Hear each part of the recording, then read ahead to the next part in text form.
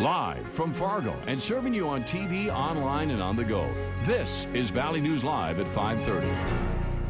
Several hours of jury deliberation, and we're now awaiting a decision in the Canoodle Trial. Thank you for joining us tonight. The suspended West Fargo teacher is accused of having a sexual relationship with a former student when she was 17, back in 2009. Earlier this afternoon, the case was handed over to the 12 jurors.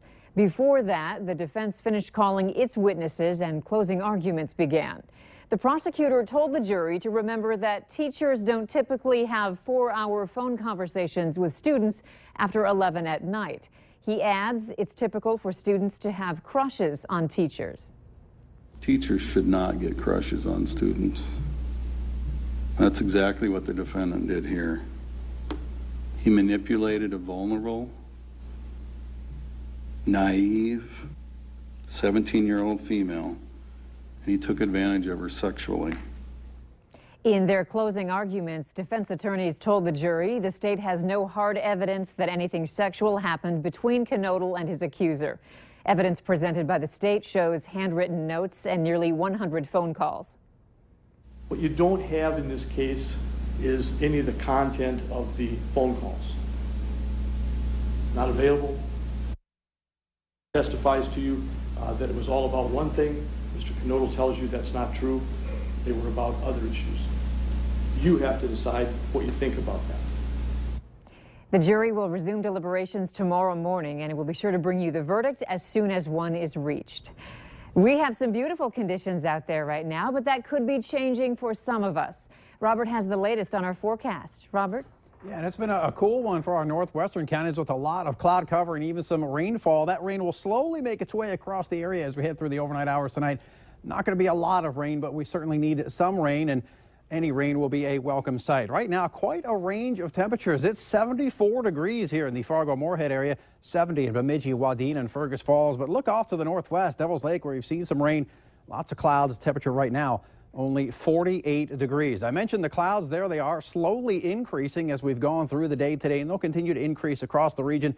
And that area of rain off towards the northwest, that will slowly march its way across the region. And again, not going to be a whole lot of rain. Most areas will just see a few hundredths of an inch of rain, maybe some isolated areas getting upwards of a tenth of an inch of precipitation. As we head through the evening here in Fargo, increasing clouds, some mostly cloudy skies, temperatures falling through the 60s by 9 o'clock into the lower 60s with light winds continuing. As we head through the overnight hours, we've got some rain, but we've also got some spring-like warmth as we head through the next 7 days, along with some additional rain chances. So we'll detail all that here in just a few minutes. All right. Thanks, Robert.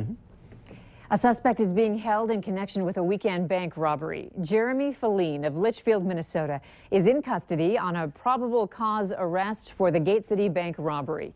Security video was released of a suspect in an attempt to identify the person involved.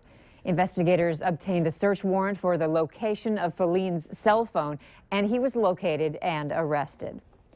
A dangerous situation that could have been deadly now has a man facing charges.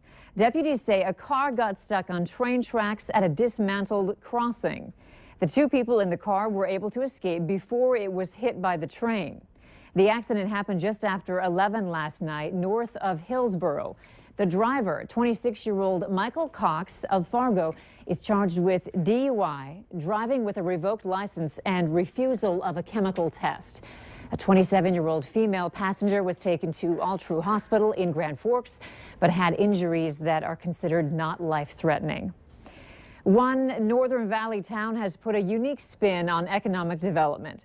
The Crookston Housing and Economic Development Authority is giving everyone the opportunity to create a better place to live. It's called the Housing Rehab Program. Valley News Team's Neil Carlson shows us how it works. Most cities or counties have some type of economic development organization, usually geared toward helping businesses start or grow.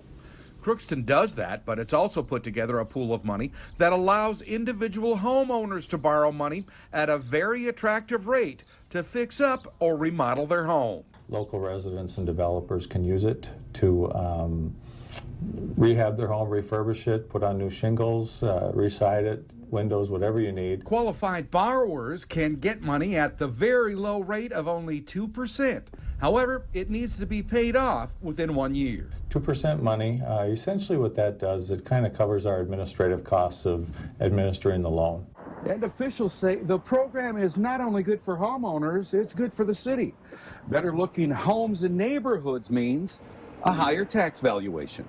And when the value of properties go up, the city gets more taxes. Well, that certainly helps. We're looking to improve neighborhoods first and foremost, but improving our tax base is a nice benefit as well.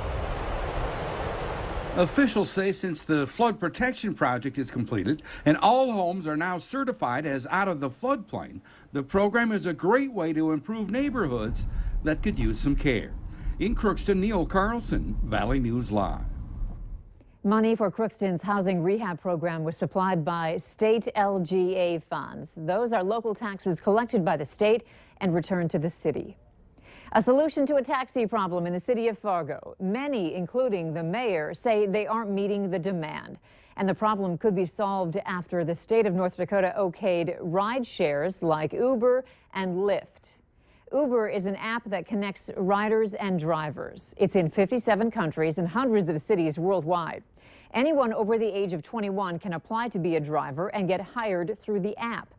But it's raising some concerns over safety. The city of Fargo is pushing to put an ordinance in place that would create some strict regulations. And do drivers have a good record? Do we have a thing where we have people that are doing this, that are reasonable people trying to drive a car? So your ordinance should protect the public so they don't get into a car where the driver is questionable or has a driving history or something else wrong. There's no word yet on when Uber will start in Fargo, but thousands of locals are already downloading the app and even applying to be drivers. Hear from one coming up tonight on Valley News Live at 6. Good news if you're planning on filling up at the pump. According to AAA, gas in North Dakota is 12 cents lower than the national average. AAA's daily fuel gauge report says that North Dakota's average is $2.41. They say last year's gas prices around this time of year were over $1 more, but our lower prices may not last. AAA believes pump prices will rise leading up to Memorial Day. He is legally blind, almost entirely deaf, served his country in World War II, and he was kicked out of the long-term care home where he was living. Coming up tonight on Valley News Live 10 at 10, we'll bring you 97-year-old Henry Satlak's story. He was staying at and ultimately kicked out of the North Dakota Veterans Home, a facility mostly funded through your tax dollars. Henry's son, Van, says the Veterans Home's reasoning for its actions is ridiculous.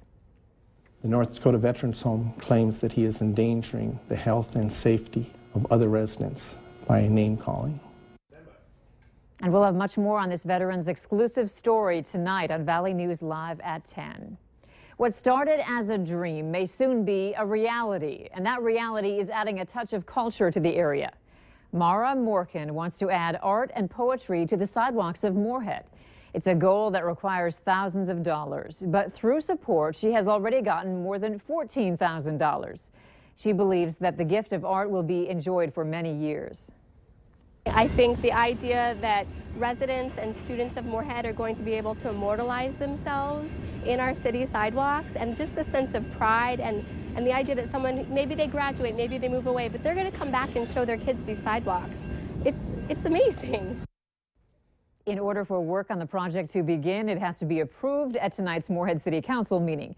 If you would like to donate, we have a link for you at valleynewslive.com. Just search for this story.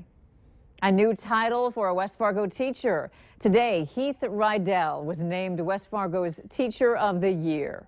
Rydell is a Phi Ed teacher at South Elementary, a position he's had since 2010.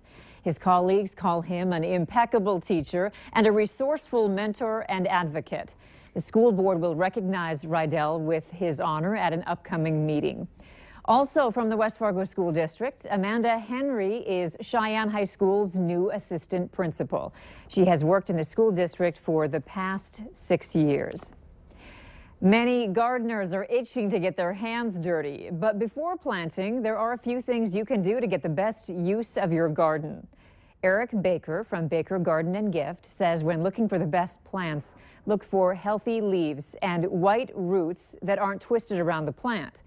Also, putting in fertilizer and peat moss can help your soil be the best environment for any type of plant to grow.